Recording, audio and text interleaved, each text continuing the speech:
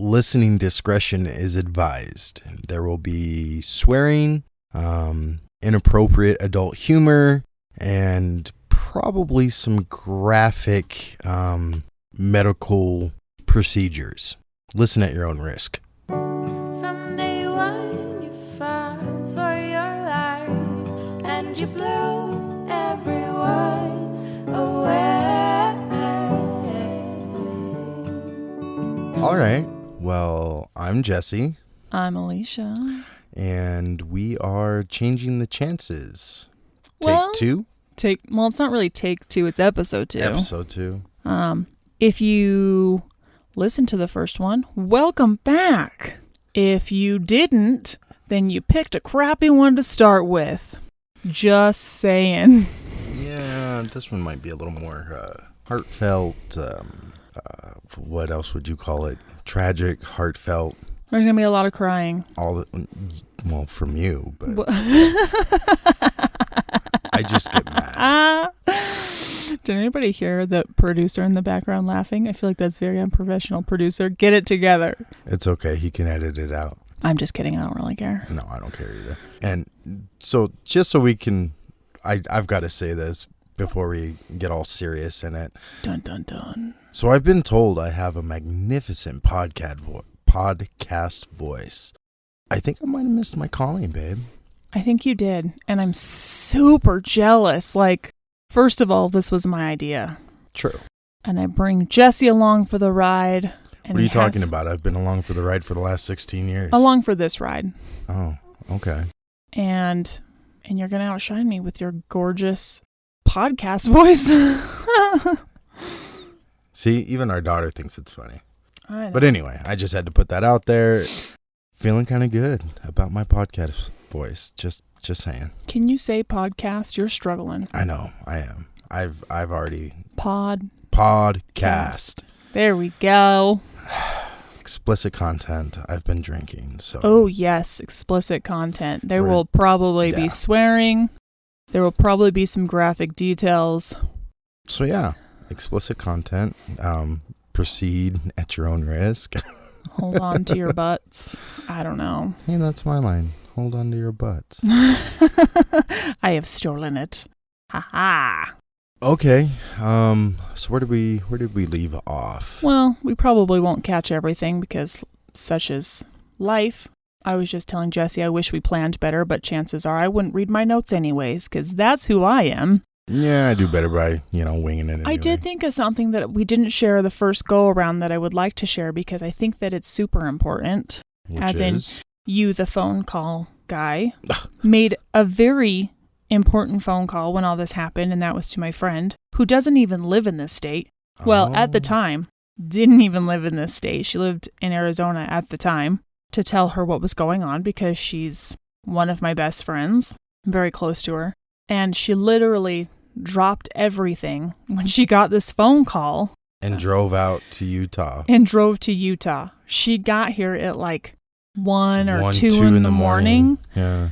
And the hospital at that time, because if you remember before COVID, things were a little bit more loosey-goosey. So she actually came and saw me at like 2 o'clock in the morning when she got here, which was crazy and amazing because how many people can say that they know people like that? Yeah, I couldn't say I have a friend like that you could call in another state that would just be like, dude, that's my best friend and he's in a seriously screwed up situation and I gotta go. Yeah. Like, I don't know anybody like that. So it just occurred to me first, overthinking all the things all the time that I think that needed to be pointed out because I thought it was fantastic. Well, it was my job on top of trying to keep my shit together. Good job. So yeah, I guess I've gotten it dialed in, because that's what I do now. I make all the phone calls. I text all the people. And you are the phone caller. I am. Good. I am. Good job. So we left off with, I don't even know. I don't know. Well, Producer, what did we leave off with? He's not prepared. Day one and a half. Okay. So, I mean, I obviously think, I won't say they're uneventful because they were very eventful for the first forever, it feels like. The first day and a half, they were pretty eventful. Well, the first 2 days, really, because and there was no sleep. yeah, All the things. It was just chaos in a handbag. And so I guess we should start off. It's really like day 2 after birth. So I gave birth on a Friday. It is now Sunday.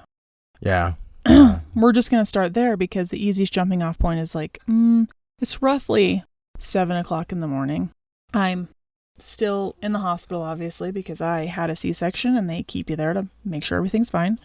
And I got a phone call to the room. It was the NICU, just letting us know again that Caleb had flatlined or coded, or they brought him back. But it's not good.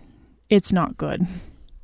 So woke up Jesse. We went down to the NICU, sat with the twins for a while. I think we decided to call our parents. Yeah, we decided to. Because he wasn't doing well. Caleb was really struggling at this point.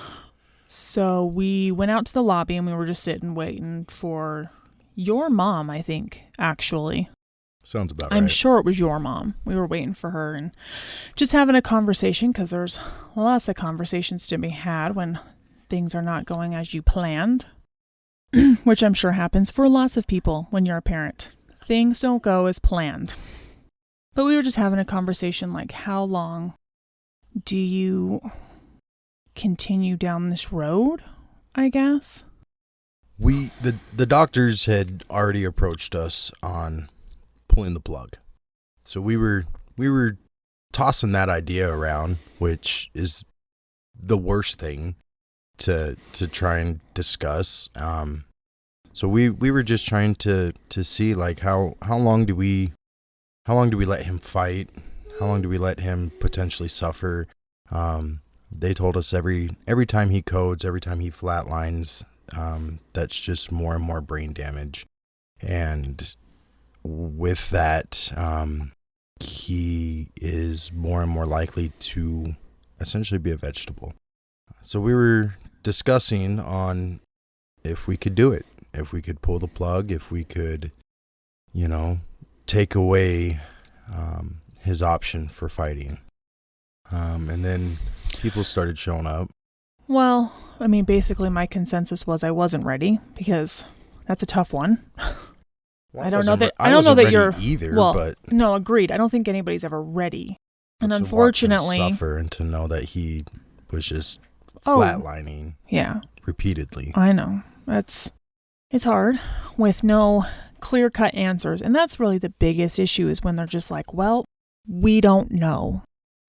We just don't know. That was the famous It's lines from all the doctors. I mean, and still to this day, there's things that go on with Piper, and they're like, oh, well, we kind of get the shoulder shrug, and we don't know, and it sucks. So all of you parents out there that hear that, just understand that it sucks, but sometimes that's all they can say because the human body, the human brain, everything about us, for as much as we don't know jack. Right? Honestly, we don't. No. I mean, and everybody works differently. I mean, it doesn't matter that we're all pretty much built the same organs, all the things. We don't always come out actually the same. Well, it's like a car, an assembly line. Ford produces 2,000 cars on an assembly line. Every one of those 2,000 cars is built the exact same way. But guess what? All 2,000 of those cars run differently. Yeah. That's true. I mean, there's so many variables. Yeah. And for them to be able to tell us that, hey, we don't know. Like they couldn't give us an answer on why you went into preterm labor. No, what honestly, happened? Well, we don't know. The best guess for that was, well, you were carrying twins. And sometimes your body just says, and we're done. Because there's lots of complications that can come with twins. That was it. There was nothing wrong with me. There was nothing wrong with them. It's not like there was infection. There wasn't anything. It just happened. And it just happened. Yeah. So, yay. So we had the hard conversation. Didn't really come up with a real answer other than I wasn't ready. And unfortunately, that's just where I was at. And I couldn't do it. So people started showing up. They Family came. members, yeah. Moms, dads. They came, hung out, support, love, all the things. which, disclaimer, we have an amazing support group in your family. I know it's just my mom out here, and my brothers, but your family, awesome. Like, ever since we got together, it was your family ties, your family bond was something I was never used to. And then for this tragedy to hit us, your family just stepped up, and it was awesome to see, and it was awesome to feel, because we needed it. 100%, we needed it. Well, I'm not going to fight that argument that I have a great family. I have a great immediate family. I have a great extended family. I am pretty close to most of them. Well, maybe that's an exaggeration. I'm close to a lot of them, and they're fantastic, and they all stepped up and came and supported us, and all the things, all the things, all the love. Yeah. So yeah, people showed up, and they came, they left after a little while. So they do rounds in a hospital. If you've been, that word sounds familiar to you. If you haven't, lucky you. Basically it's just where the doctors for that day get together, they discuss what's going on and what steps they're going to take forward. Nothing like super extravagant usually, just a plan. It's basically just a plan. Catch up the parents catch up the doctors, what they've noticed, what we've seen. Yeah. And it's for all the kids in the NICU. And it's honestly for everybody. They do rounds everywhere. They do rounds on all the levels, all the floors. Yeah. But the NICU, the NICU's a little different. You're in the NICU, you've got shit going on. Oh, yeah. Like, I don't know. If you're in a hospital, you probably have some shit going on. That's true. Yeah, I'll give you that. I have no sympathy for adults. I'm sorry, I don't. It's the kids that pull at my heartstrings. Like the guy that's gone in there because he thinks he's a BMX biker and tried to do some tail whip flip crap with his bike, and now he's got a compound fracture in his collarbone. I have no sympathy. You deserve that's on you. But I was the kid that was doing that stupid stuff when I was younger, so I've got no sympathy. Sounds realistic. But the kids, man, the kids that are in there because they can't breathe, or they were born with their organs outside of their stomachs, or heart valve problems and brain issues. The list is long. It's astounding. It is. It's so astounding. I don't think people know this when they're like, we're going to have a baby. Guess what? The amount of pregnancies that end up with children in the hospital is ridiculous, and you're completely blind to it unless you live it. And you never think about it. Which is fine. Guess what? I fell into that category. You get pregnant, you get excited, and you're like thinking of your future and all the things that are going to happen. I actually cried when I was pregnant, because I was sad that one day my children would leave me and like go to college and have lives. They weren't even here yet. Like, I was already having empty nest syndrome, and I wasn't even there yet. It wasn't even close. Oh, man. Yep. The wonderful bubble we lived in.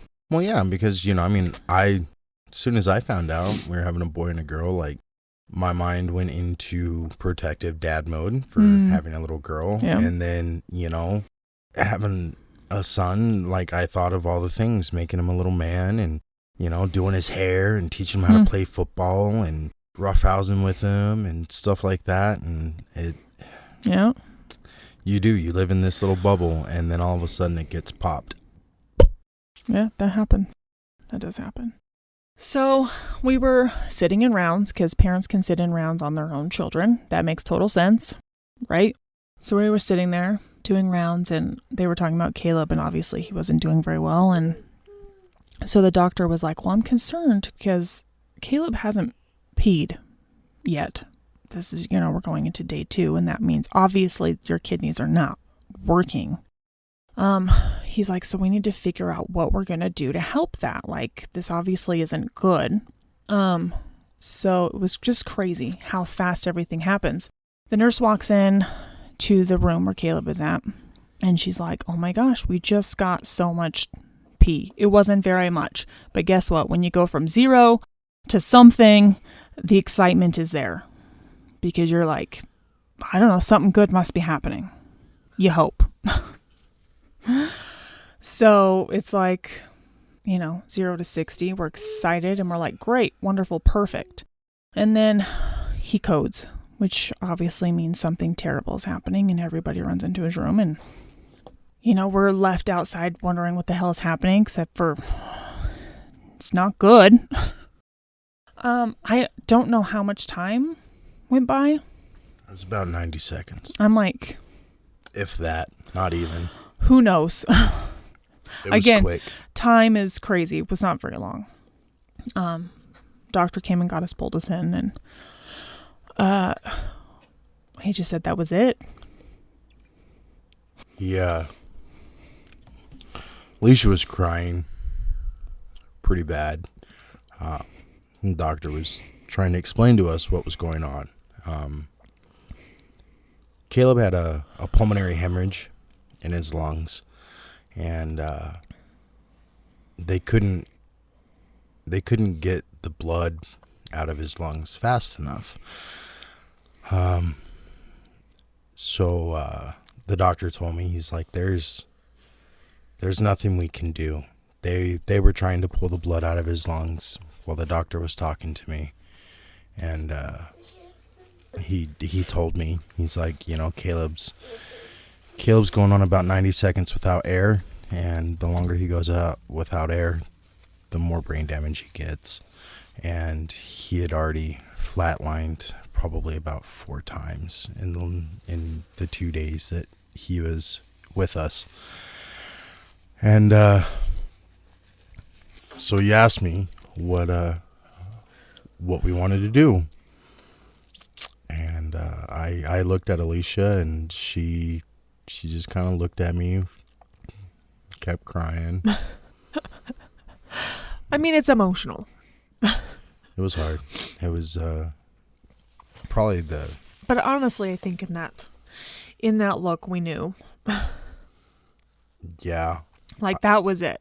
Well, and I think a part of me, even before looking at you, already knew. Like, yeah. That was it. So I told the doctor, stop. Just stop. Let him go. He's obviously decided he didn't want to stick around. I joke and tell people that he was the smart one of the two, and realized he didn't want to be in this world, and just said, screw it. I'm going back. Going back to Neverland. I don't want to be here. So they stopped trying to get the blood out of his lungs and stopped performing life-saving procedures. And they unhooked him. And he was gone. Got him all wrapped up. Yeah, they gave him to us. Swaddled him so that we could hold him, and because we haven't been able to hold either one of them, and so they swaddled him up and gave him to Alisha, and she held him, and then I got to hold him too, but it definitely wasn't long enough. They gave us our time with him. And then a nurse came and told us that they had a program where they would get a photographer to come in and take some pictures for us of him, so that we could have some pictures of him. And they told us that we could give him a bath and put him in a little outfit for the pictures. They gave us a little private room where we were able to do that. Oh, yeah. So it's a little room. Your family can come, be with you, all the things. So, we did that. We made the calls again. Well, Jesse did. I just have to say, relaying the shitty information over and over and over again is not a fun job. So any dads out there that get stuck with this job, just see it as you're bringing in the cavalry, you're bringing in the support group that both your wife and you need, your partner, wife, whoever.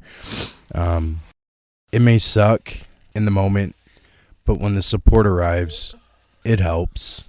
It really does. So, my parents showed up. They live very close to the hospital. My mom was very hesitant to go in the room with us because it's sad. Nobody wants to face that. But she did. I think she was glad she did. I've never asked her, but I think she was. I think it was like a catch-22, double-edged sword. Like, yeah. I think it really hurt, but on the flip side, I don't think she regrets it. Same with my mom. I don't think my mom would trade it for anything. Like, she got to see him. Yeah. You know, without all the wires and without being in the isolate. She got to see him. Just him. Who he was. So we got our pictures of him. Yeah. That was a little bit later though. Cuz they came. I stepped down to the hall and sat with my dad. Do you remember that? Yeah, I remember. A little bit? Yeah. Yeah. He apologized. And he didn't know. I just think that was so much for your old man. Like, it shook me to my core. And I was in the midst of it, but I think it shook your old man to his core. Because, he struggled to just be in the room. Yeah. And it's a lot to take in, so it's totally understandable, all the stuff. All the emotions and everybody, he doesn't do well with that. So he just said he was sorry that he couldn't go in the room. I told him it was fine. And it is. He was dealing with the grief in his own way. Agreed. It is not fair to push something on somebody. Yeah. And that's another thing, parents don't, if you've got a family member or friend or something that is there for you 110%, but they just can't walk into a room because, it's hard for them to deal with seeing your child in a bad situation or something like that. Don't fault them for that. Everybody deals with grief in their own way, and not everybody is built or equipped to handle this kind of stuff. Like, this is a whole different kind of beast. Like, nothing can prepare you for it. So sounds like Piper wants to get in on the conversation over here. So this was interesting. I don't know if that's the word, but obviously family was called, and so my sister-in-law texted me or called me, I can't remember, after all this happened, and she said that my niece, she was probably, so my niece was 7, and Brooke was like, Ellie wants to come see him. Is that okay? And I said,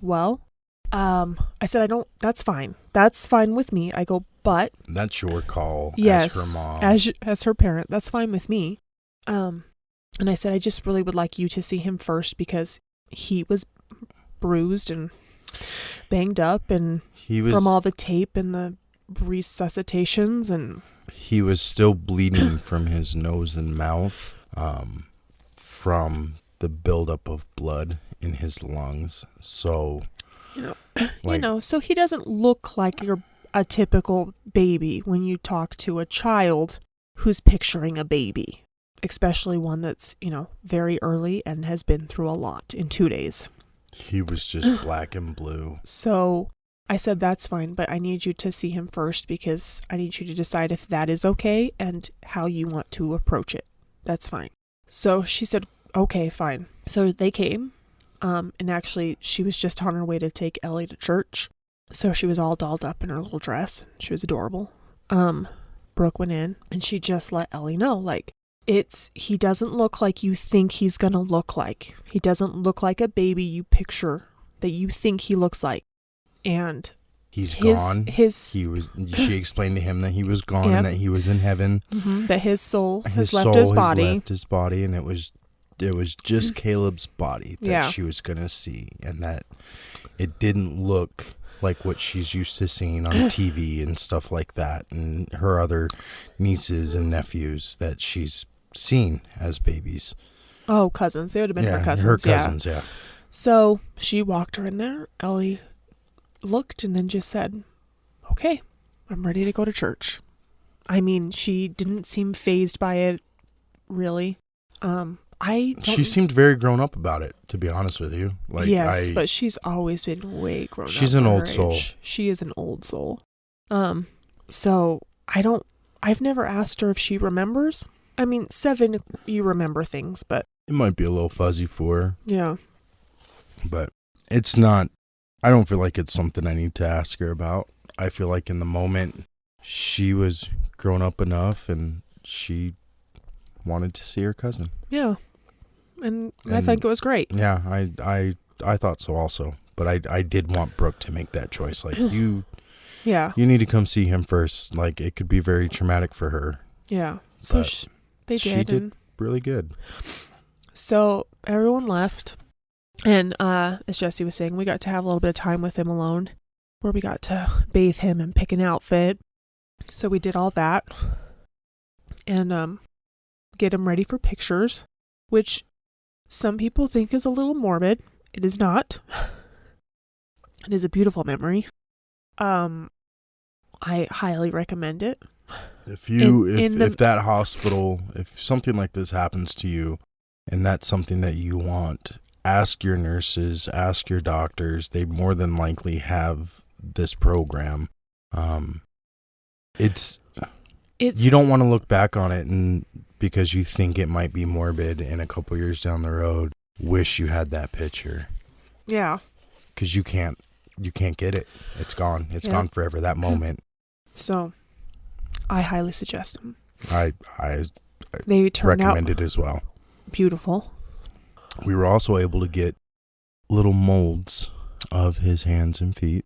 Yes, which I do think lots of hospitals do now. Yeah, I think that's a thing. Which is amazing.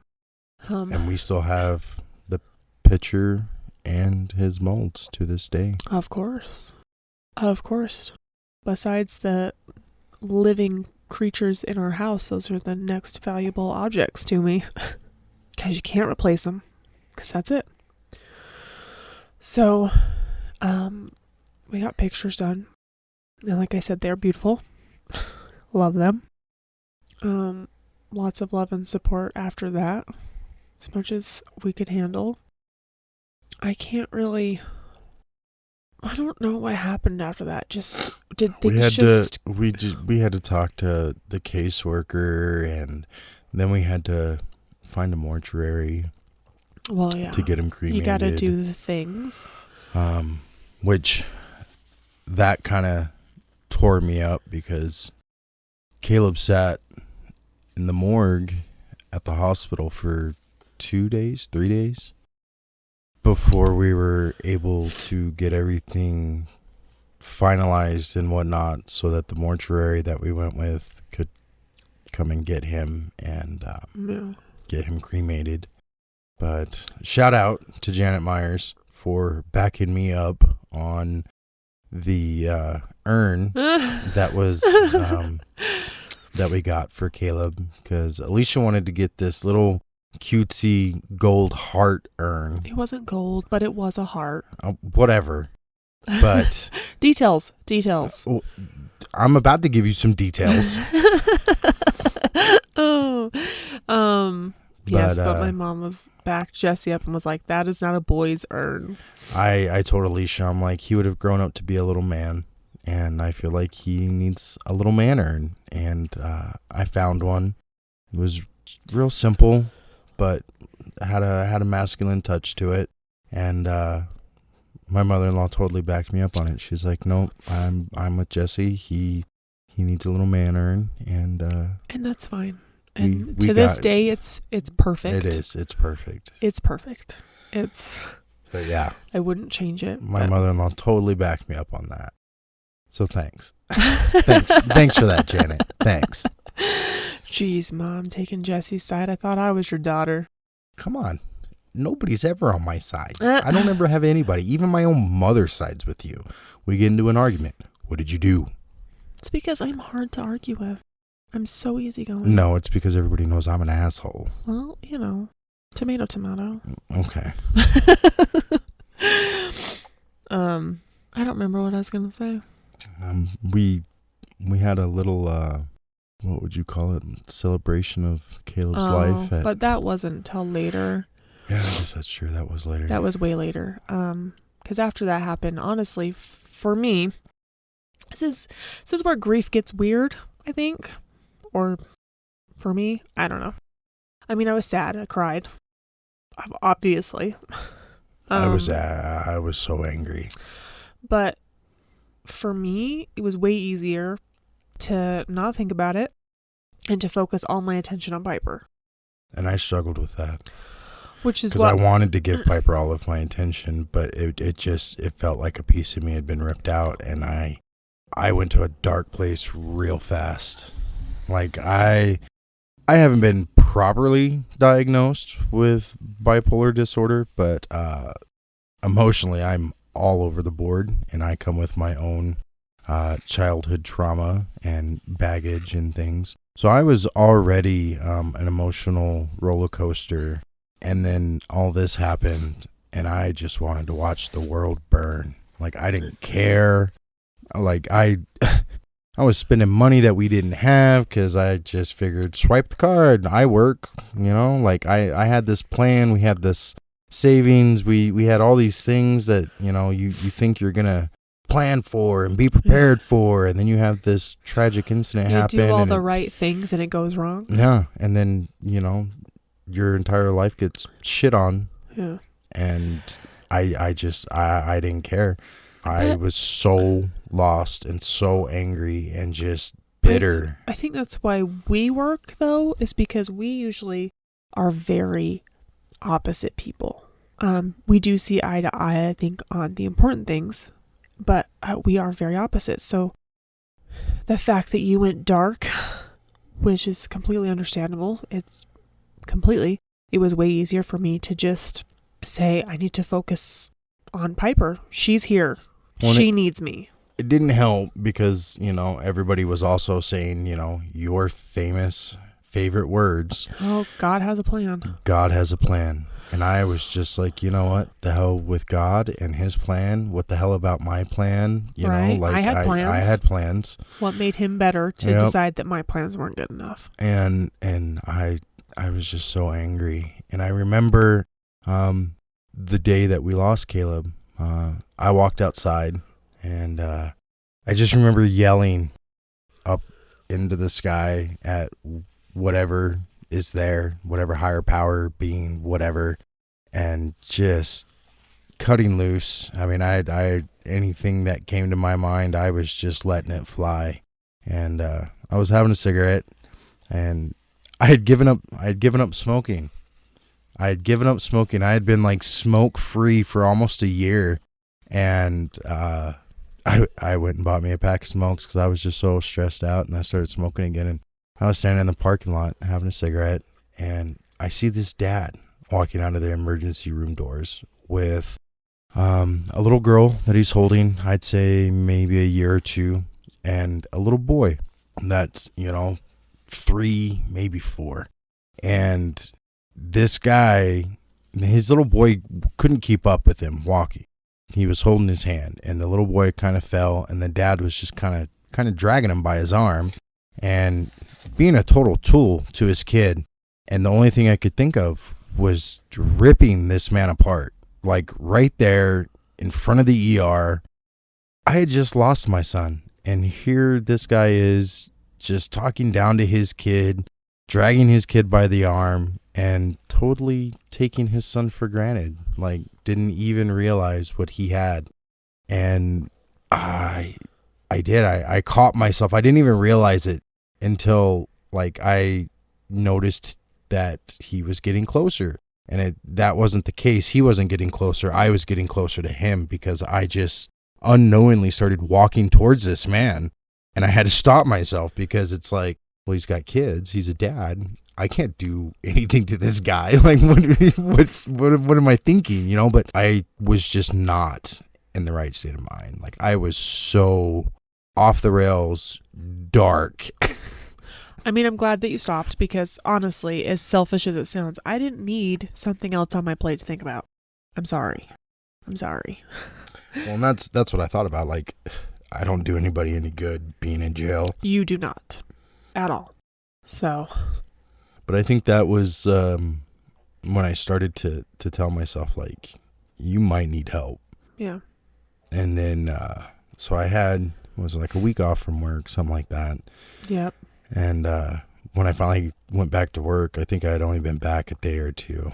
I think it was your first day back. It might have. You almost took somebody out at work.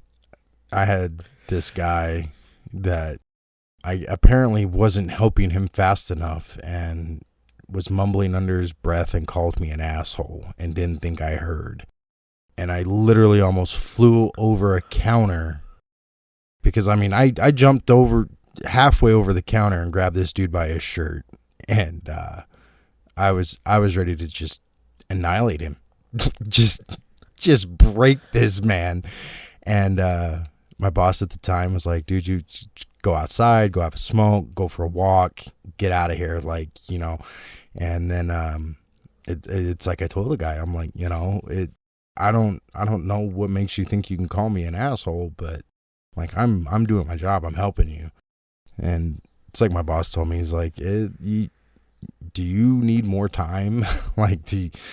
And that's when I realized I definitely need help. Like, I could barely control my emotions. Like, I just wanted to break everything. I didn't give a shit. I mean, you know, their emotions are hard. Emotions are hard. Even as an adult. On a good day, when things are good, emotions can be hard. Let alone when everything feels like it falls apart. Like I said, I am very good at focusing on something else. Which probably does me no favors, if we're being honest. 'Cause, you know, we're 7 years in, and I still don't talk about it. So, maybe not healthy, but I'm still here. It's fine. We're still functioning. It's fine. We're fine. It's fine. Everything's fine. Everything is fine. Oh, good Lord. But yeah, so I just focused all my attention on Piper and all the other people. Luckily for me, you know, as a mom, I got maternity leave. I took it, so I had 8 weeks off. So I just spent my time at the hospital, basically. That's how I spent my days. Looking at her in a bubble. And I spent mine at work waiting for a horrific phone call that something had happened and we had lost her also. Ugh. Yeah, that's also why we didn't do anything for Caleb right away. I wanted to, and my mom was like, maybe you should wait, just in case. Because obviously we have another child who's not out of the woods by any means. No, not at all. And so we waited. Another word we hate, well, another word I hate, at least from the doctors that I had come to learn, was stable. Ugh. How are things? Well, she's stable. Okay, stable sounds great. It's not really. It's not information. Stable it tells me basically that is unchanging. She could be in a coma living on machines and they could use the word stable. Guess what? It's not positive necessarily. It just means things haven't changed. Which in this case, not getting worse is a plus for us. She was fighting it out and doing a great job. she never flatlined. Piper never ever flatlined. She was a true trooper and soldier. Yep. So that was one I came to hate. How's it going today? Well, she's stable. Well, great. That's a stupid word. I know that they can't say anything else. I know that they're very limited, but still, I don't have to like it, and I don't. So basically, we just went in every day and asked, what did you change? Did you change meds? What's going on? What are we doing to fix it?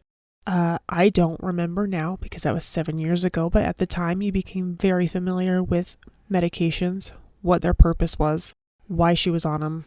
Yeah, one nurse told us, by the time you leave the NICU, you guys will be unofficially certified nurses. Like, you guys will know so much. And honestly, I mean, Piper spent 6 months in a NICU. We learned a lot. So much. I mean, so much stuff. I mean, we could read the monitors. Essentially, we kind of started becoming her nurses because we were there, and we were watching her O2 stats. We were watching her heart rate. We were watching blood pressure. All that stuff. Yeah. Because we were capable of doing it. And it sucked at the time because it was like, God, I wish we didn't know these things, but it helped. Knowing, not having to have someone explain to us all the time, why is that monitor screaming? Why is this buzzer going off? And you don't feel like you have to panic every time because you understand what's happening. Mm-hmm. Yeah, because in the beginning you probably panic a lot because you don't understand. A lot. Monitor goes off. It's like, oh my gosh, is she flatlining? No, that's not a flatline. That's her heart rate dropped. Oh, well, this monitor goes off. Oh, okay, that means her blood pressure's dropped down. What about this one? Oh, that's her oxygen level. That's too low. She's got, all the things. Yeah. And, we learned very quickly how fast things went from feeling good to not. So for us, emotions were high and they were very up and down. And even the nurses were like, you basically have been thrown into the deep end with no life-saving tools because you are first-time parents. You have had twins. They came early, they're in the NICU, and one of them passed.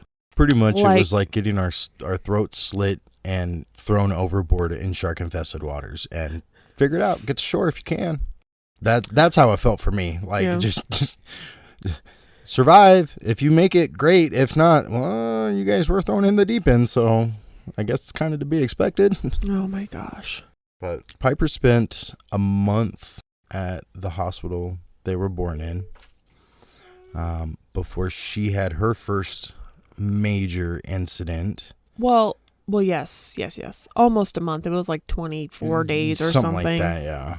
But, well, and something we were watching while she was in the hospital, one of the major things other than all the basic things of keeping her alive was, so when you're a baby and you're growing inside a person's body as babies grow, okay, if I screw this up and you're a nurse or a doctor, please don't come after me. I am sorry. I'm doing this off of memory. I'm sorry. But you have a valve in your heart that's open.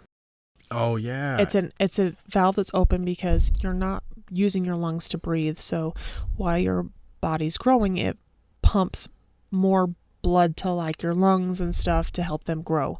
So when you come early, that valve is still open and that can cause complications, which was... Normally it closes after you've gone full term, and the force from the birthing canal, if I remember correctly, is what helps close that valve. And Piper's never closed because she was way too early, and neither did Caleb's, which is part of the reason why he had a pulmonary hemorrhage, is because that valve was open and he was getting too many fluids and it was overloaded. Yeah, it was a whole thing. So we were in the hospital watching this valve.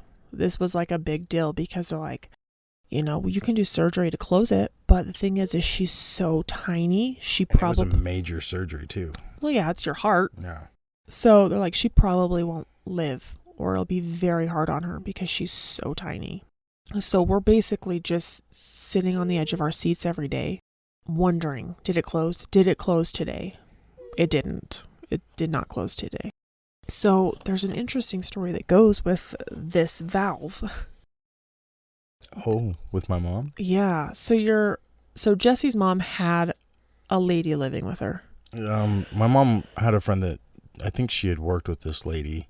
or something. Whatever. She was whatever living the case with her. was, but she was living with my mom. Her and her son were living with my mom at the time. Was this lady Native American? I believe she was partial, and I think her mom was like half or 3/4, something of that nature, but was very So was spiritual. it her mom? Her mom. Okay. So her mom... The lady that was living with my mom, her mom had a dream. Yeah. How did the dream go? Do you remember? So my mom's friend that was living with her mom told her that she had a dream, and the dream was that a little boy was knocking on the door. I think it was a little girl. No, it was a little boy. Okay. You continue, because I remember it differently. Oh, I thought it was a little boy. I could be wrong. Whatever. Well, given that the phrase I'm hearing in my head that comes later, it would make more sense if it was a little girl. But continue. Oh. But that his sister needed a heart and handed her a heart. I remembered it the other way. How did you remember it? That it was a little girl and she was asking for help and said, I need my brother's heart to live. Oh. But anyways, same gist, if you understood that. Yeah. Same gist. A girl, a guy, a sister, a brother, a heart, a whole thing. A spirit knocked on this woman's door in her dream and essentially handed her a heart. And the next day, when we got up to the hospital to see Piper, her valve had closed. They told us that they had good news for us, that the valve in her heart had closed, and it looked good. The timing of this dream from this lady who did not she know didn't what even was know happening. us. She didn't even, my mom hadn't talked to her or nothing, didn't tell her what was going on. This lady had no clue about anything going on in our lives. And to hear that story and just the timing was just heart-wrenching when I got the story. Like, I can't even imagine. It's so much. So we've gotten a little off topic. We've gone a little sideways. We've gone a little backwards, but there is one more thing we wanted to share before we end this episode. And that was, so when you're in the NICU, you switch doctors constantly. You don't keep the same doctors. It happens. They rotate. Which is great, actually, because you get different perspectives, different views, because everybody's different. Unfortunately, you don't always click with people. And that's how I'm going to put it, which is the nicest way possible. We had a doctor who I don't think she wanted us to save Piper. I know that is super mean to say, but I don't think she wanted us to save Piper because every time we saw her, she basically told us every terrible thing that could go wrong. And tried to get us to pull the plug. Even if she survived, like, she has massive brain damage. She probably will have cerebral palsy. She will have a list of other things. And can you handle that as a parent? And I was like, well, it doesn't matter. She's my child. It's what you do. I'm not giving up on her. Especially because you can't tell me that these things are going to happen. You're just saying maybe, could be. We don't have an answer. So that just felt ridiculous. I don't remember this doctor's name, but we dubbed her Dr. Doom and Gloom because this bitch had nothing but bad news. No, for reals. Every time she walked into the room, somebody cried. She made you and my mom and your mom cry every time she walked into the room. Yeah, because she was not sunshine and rainbows. So finally, one day, this lady comes into the hospital room and starts pretty much. It's been like 2 weeks now, and this lady for the last 2 weeks has been pretty much telling us to pull the plug on Piper. Even though Piper's never flatlined and she has continuously fought to stay here. She's in there in the room telling us, all the brain damage and retardation and cerebral palsy and vegetable and all these other words. And not a single positive thing to say. Not once did this lady ever have anything positive to say. Bedside manner was horrible. Yeah, she basically just kept telling us, it's okay if you want to say goodbye. We're like, well, that's great. We don't. But thank you for asking me for the 50th time. Still don't. My mind hasn't changed. So she comes into the room, pretty much lays out her spiel again, and makes my mom, my mother-in-law, and Alisha start bawling. Like there's no hope for Piper. We should just pull the plug and let her go. And I finally just snapped. I lost it on this petite old woman. Come on, we saw this coming, people. It was gonna happen. We are on the 4th story. No, we're not. We're still at the hospital across the street. Okay, yeah, I was It's thinking... all ground level, baby. I was thinking we were at primaries. No, because we were in the 4th story when we got to primaries. I told this lady that the next time she came into the room, if she didn't have anything to say other than pretty much pull the plug or, all the bad things that Piper could possibly have, I told her, I'm like, you're not God. You don't know. You can't tell any of us one way or another if she's going to live, if she's going to die, if she's going to be retarded, have CP, whatever. And she's fighting, and we're going to keep giving her every opportunity to fight. And if you ask us to pull the plug on her one more time, I'm going to throw you through a window. My mom, to this day, is so proud of him. So proud of Jesse for saying these words to this woman. I was the only guy in this room, like legit. I've got my wife, my mom, my mother-in-law, my daughter, and this doctor. Mm-hmm. And I just told this tiny little 5'2", maybe 100-pound soaking wet doctor that I was going to throw her through a window. And she proceeds to tell me, I need to, how did she put it? I need to lay out, I don't know, all your options and make this as real as possible or something like that. And I'm like, it doesn't get any more real than what we're in right now. Like, it's, I get. Well, and it's one thing to lay out options. It's another thing to lay out options every time you walk into a room. Yeah, so I heard every day for 2 weeks. Yes, I heard you the first time, lady. Got it. And we're still hearing you the 50th time. So that was, I think, the last time we saw her. Yeah. For a little while. Yes, because doctors rotated and somebody new came in, which will lead us into episode 3. Yes, episode 3. So here's where we say goodbye. I'm sorry that it was a little rambly. It was a little awkward trying to record between crying and keeping it together. Hey, it's like our life. Chaotic. My life is not chaotic. Okay. Oh, good Lord. Maybe we should be filming this so people can see the expressions on our face. I don't do well with camera and pictures. Can I just keep my awesome, amazing podcast voice? I do so much better on camera. And I do better without. So yeah, it's fine. I was just kidding. Not really. People don't need to see this snotty mess going on over here. But anyways, if you made it through, thanks. If you didn't, then I guess it doesn't matter because you're not hearing this. And you're obviously not cool enough to listen to the whole thing. You're too cool to listen to the podcast. All the cool kids do it. Just like peeing their pants. Oh my gosh. We are quoting a movie, people. Calm down. Sorry, my brother just looked at me like I'm crazy. We're quoting movies. Anyways, we're going to go feed our child because she is getting angry, in case you didn't hear her in the background getting angry at us. We're going to call it a day because I am mentally exhausted now. And we'll see you when we come back because, again, we still have no schedule and I'm not sure what's happening. But I am enjoying this even though it is episode 2. Doesn't matter if nobody listens. This feels great to record it and put it out into the world. I feel a lot better about it. Yeah, I like it. Except for that my husband has a better podcast voice than me. Yes. I'll get over it. All right, everybody. We're changing the chances. And you guys have a great day. We'll see you later. Talk to you later. Talk to you later. Yeah, talk to you. Bye. You